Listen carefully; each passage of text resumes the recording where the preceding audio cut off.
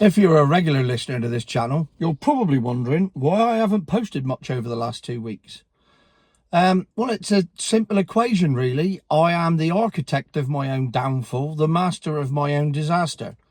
I'm like a turkey voting for Christmas or Nigel Farage voting for Brexit. Because I've spent the last year and a half telling everyone that milk floats are crap and milk float vans are crap, because largely they are crap.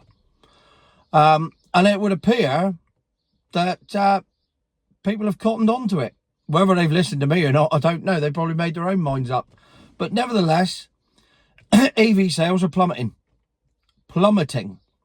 I mean, according to This Is Money, EV sales are only down 1% in April 2024. But the manufacturers have already said that they are changing their forecasts for the year, and they're down by 5% on what they forecast.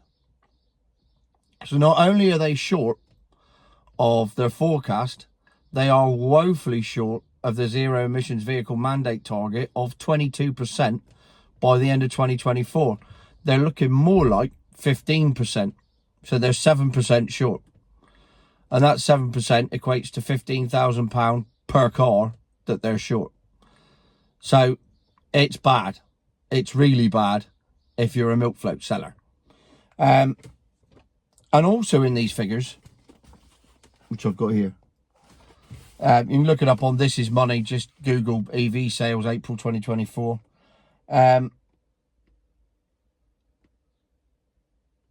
The amount of EVs bought by private buyers has dropped to a staggering 1 in 6. 1 in 6. That's mental. 16%, for those of you wondering. So every other car registered as an EV on the road is a business model. It's either business lease, it's commercial lease, it's whatever it is, it's done through a business. So it is literally fleets. It is fleets that are buying these things up and giving them to their employees as a tax break. So without the tax incentive and without all the incentives from the government and the subsidies and everything else, we'd be talking about minimal sales. I mean, 1 in 6. So if they're doing 18%, they'd then be doing 3%. So 3% instead of 18%. So nobody is buying EV cars. Not certainly. It's meant to be on a really upwards curve, and it's on a downwards curve, and it's only getting worse. So sorry to all the car manufacturers that I found you out and told everyone that your cars are shit. But it's backfired on me, because now nobody's buying cars. I've got no cars to deliver. I've got no cars to drive. And I've got no material for my YouTube channel. So that's not gone so well. What's gone even worse is vans. Because largely, the last 2 weeks, everything I've driven has been a van. And largely everything I've driven has been a Renault van. Renault, I don't know what they're doing in the fleet world, but they're doing it really well. Because their new vans are flying out. They're all diesel, but they are flying out. And all the electric vans, nobody's buying new electric vans at all, because they are proper crap. And all that's happening is, when they reach the end of their 2-year lease, they're parked up on an airfield. Occasionally fleets will send them back out to other people, but the minute they send them out to other people, those people say, this is crap, I can't do my job in this van, take it back again. So it's a vicious circle. So we're now in a position where nobody's buying new EV vans at all, and the only people buying EV cars are fleets. And soon, they're going to stop doing that as well. Because what would be the point, unless it's a tax break? That's the only reason for doing it. But once people have them and they give them back, and then that lease becomes very expensive, because the balloon payments are going to go through the roof.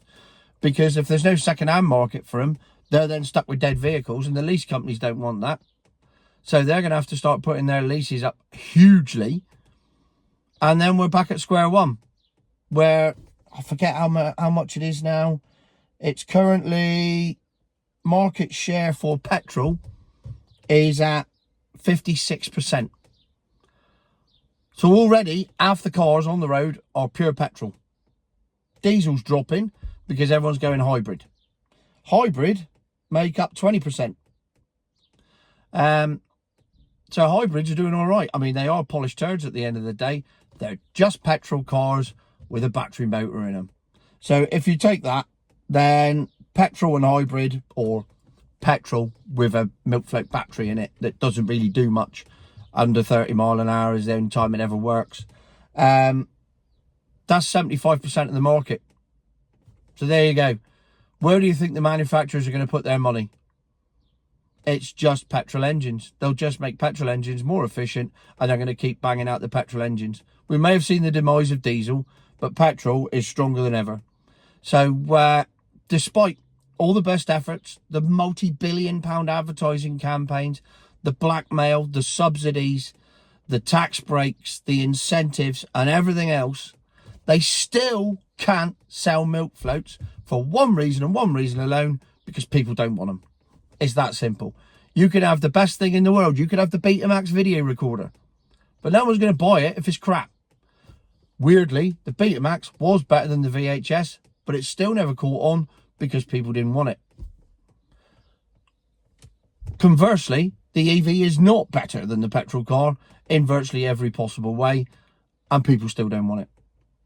So there we go. It's not looking good this week either. It's looking like a Ford Mondeo diesel. It's looking like a couple of vans. And it's not looking like any more milk floats. So I'm going to have to start going to showrooms and test driving them out of the showrooms now. This is going to be my next ploy. So, morning. Just saying hello to the neighbour. I'm parked in my driveway. So there you go. That's my plan. Go and test drive them straight out the showroom. and hopefully not have the salesman sat next to me while I'm slagging them off. Because that's the only way we're going to get to see what they're really like, because nobody's buying them.